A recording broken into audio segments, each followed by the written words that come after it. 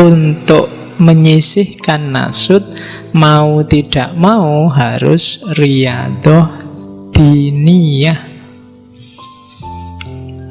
Jadi latihan rohani.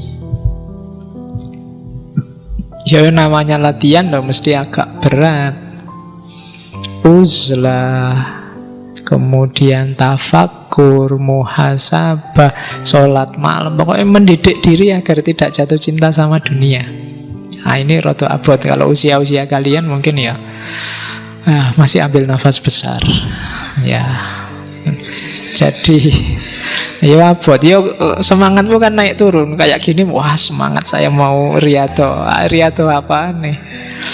Iya.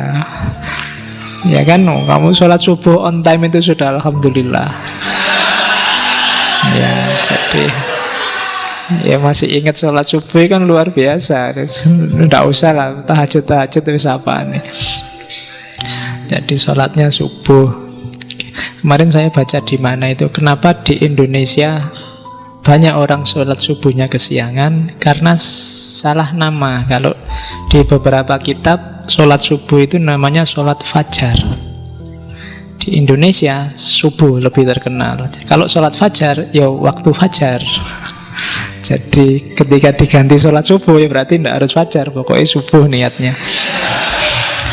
Oke, yo argumennya apik kowe. Jadi mari kita jadi besok di situ diganti ya sholat fajar gitu kan. Sholat fajar waktunya fajar berarti tidak waktu subuh. Karena namanya subuh, kadang-kadang jam 7, kadang jam. Saya lupa ya baca, ada juga referensi bahwa sebenarnya sholat duha itu banyak hadisnya yang dipertanyakan. Coba dicek yang ahli hadis ya.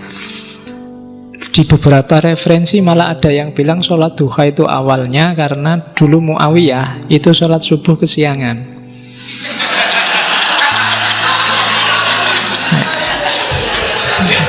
Jadi karena Muawiyah ini sholat subuh kesiangan, ada yang tahu, loh sampean Amirul Mukminin sholat subuh kesiangan. Loh ini bukan sholat subuh, ini sholat duha ini.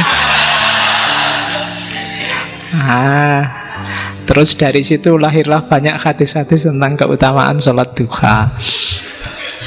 Oke, yo kamu cek sendiri. Yang ahli hadis, ahli sejarah. Oke, nah kok sampai situ ya, mengharap ngomong riyadhah ya. Jadi riyadhah, latihan batinmu dengan cara memberdayakan fisikmu untuk mengarah ke batin. Jadi kiblatnya harus semuanya Allah. Dunia itu boleh kamu tunggangi, tapi ngadepnya ke belakang. Mungkin kalian baca banyak buku-buku sufi, biasanya sufi-sufi humor yang tentang Nasruddin Hoja itu, simbolnya sufi itu kan naik keledai, tapi tidak ngadep ke depan, ngadep ke belakang. Keledai itu simbol dunia. Ya kita butuhlah dunia, butuh makan, butuh minum, tapi ngadepnya ke belakang. Maksudnya kiblatnya jangan kiblat dunia, kiblatnya tetap ke atas Allah. Jadi ada apa-apa ngajaklah Allah. Ngaji kayak gini ya ajaklah Allah ke sini. Kalau kamu sedang pacaran, ajaklah Allah pacaran. Biar pacarannya Islami. Loh iya kan? Loh, kalau kamu pacaran ngajak Allah kan Anda enak ada Allah ini kan gitu. Ya kan? Mau pegang tangan juga ndak enak. Kalau iblis yang datang kan kalau dua orang, yang ketiga setan kan. Kalau setan kamu malah nekat, alah setan aja kok. Ya, kadang-kadang yang ketiga setan itu setannya malah nganggur, belum diapa-apain kamu sudah kreatif. Ya. Jadi paling setannya wah ndak enak jadi obat nyamuk jangan. Iya, kamu belum digodain kamu sudah kreatif sendiri. Jadi oke. Maka iya. Jadi kalau ada yang bilang hati-hati loh, jangan berduaan, yang ketiga setan, ndak ngefek. Ada setan, nggak ada setan, sudah kamu jadi setan dewe.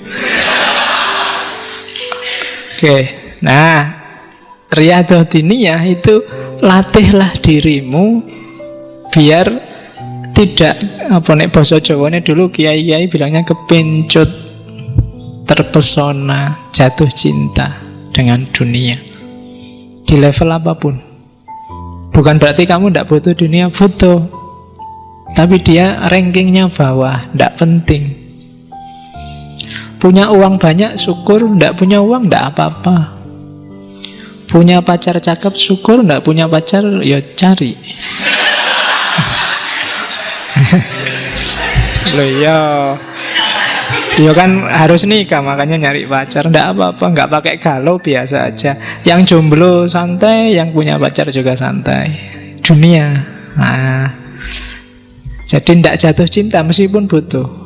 Kesini dikasih minum ya syukur, nggak dikasih minum ya minta. Ya minta, nggak dikasih baru tidak apa-apa, nggak dikasih. Oke, jadi itu riyadhah. Begitu kamu tidak lagi terpesona, tidak lagi jatuh cinta oleh dunia, maka jiwamu mulai kompatibel sama Allah. Tapi kalau dunia masih bikin kamu sibuk, cirinya yang gampang tadi, kamu masih banyak ketakutan, kekhawatiran, yo agak susah Allah masuk.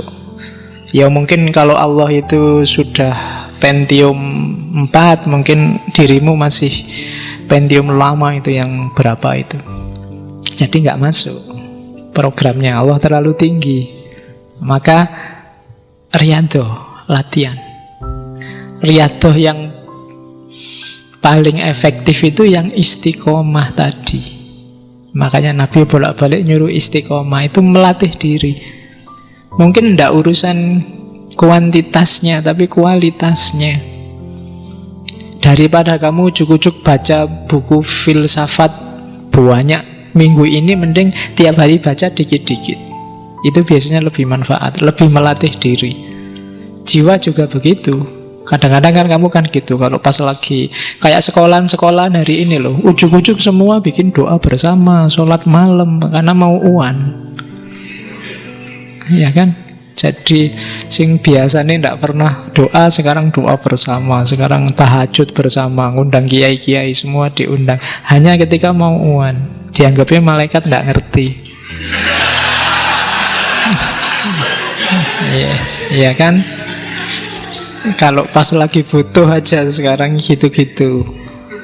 Dan ya coba kapan-kapan kamu bikin tulisan tentang itu ya, gitu. Jadi religiusitas yang anget-anget ayam. Kadang semangat, kadang ya kalau pas lagi mantep-mantepnya itu neng kampus bawa tasbih kayak itu ya kan. Iya. Kalau pas lagi malas udah diajak sholat ya wakil lah dulu gitu. Jadi riyadhah, didik dirimu biar tidak jatuh cinta sama dunia. Karena ada ceritanya siapa? Ibnu Arabi itu satu ketika dia punya teman sufi yang tinggalnya di tepi pantai. Temannya yang di tepi pantai ini punya murid. Nah, satu ketika dia nyuruh, coba kamu pergilah ke Syekh Ibnu Arabi, tanyakan siapa tahu dia punya pesan untukku.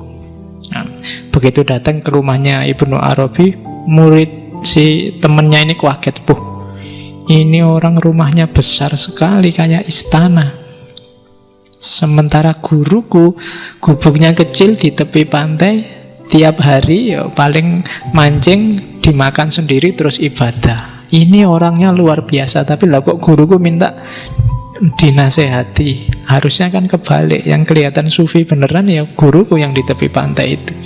Begitu tanya, ini saya pesen dari guru, jenengan mau pesen apa untuk guru saya? Terus pesennya, jangan terlalu terpesona oleh dunia. Wah, ya kan, itu kan pusing muridnya. Ini yang kaya raya dia malah pesennya, jangan terpesona itu pada guruku. Oke, begitu dia pulang cerita ke gurunya, pesennya itu saya. Gurunya ini langsung nangis. Wah, lah kok jenengan nangis, kenapa? Berarti ya, jadi dia ngaku bahwa Selama ini saya itu makan itu hanya dari mancing sendiri, kadang hanya duri-durinya yang tak makan. Tapi sambil makan, aku sambil mikir, ini kalau nggak cuma durinya, ada dagingnya mestinya enak. Kalau nggak cuma ikan, ada daging yang lain mestinya enak. Jadi sambil mikir itu. Sementara Syekh Ibnu Arabi itu, meskipun rumahnya kaya luar biasa, tidak pernah sedikit pun dia mikir tentang hartanya. Mau habis saat ini juga tidak apa-apa, mau tidak punya apa-apa juga nggak masalah. Jadi itu yang bikin gurunya terus sadar. Jadi sufi tidak sufi itu tidak tergantung kekayaan, tapi bagaimana batinmu tidak jatuh cinta pada dunia. Ya, cirinya tadi, nggak ada hal dunia apapun yang bikin kamu takut dan gelisah. Yang bikin kamu takut dan gelisah cuma satu, kalau kamu merasa jauh sama Allah. Oke. Jadi itu proses riyadhah diniyah. Biasanya kalau para sufi latihannya ada makomatnya, ada step-stepnya. Dan hulul ini termasuk makom-makom puncak. Kalau di Ghazali puncaknya ma'rifat, pemahaman puncak tentang Allah. Kemarin kita sudah bahas Ghazali di filsafat kebahagiaan. Karena begitu orang sudah mencapai makrifat, dunia nggak akan bisa nipu dia lagi. Ketika dunia nggak nipu dia, otomatis dia bahagia. Semua sumbermu gelisah selama ini kan selalu tentang dunia. Begitu dunia nggak merisaukanmu, kamu lebih cepat bahagianya. Nah, maka perlu riyadhah diniyah, mujahadah.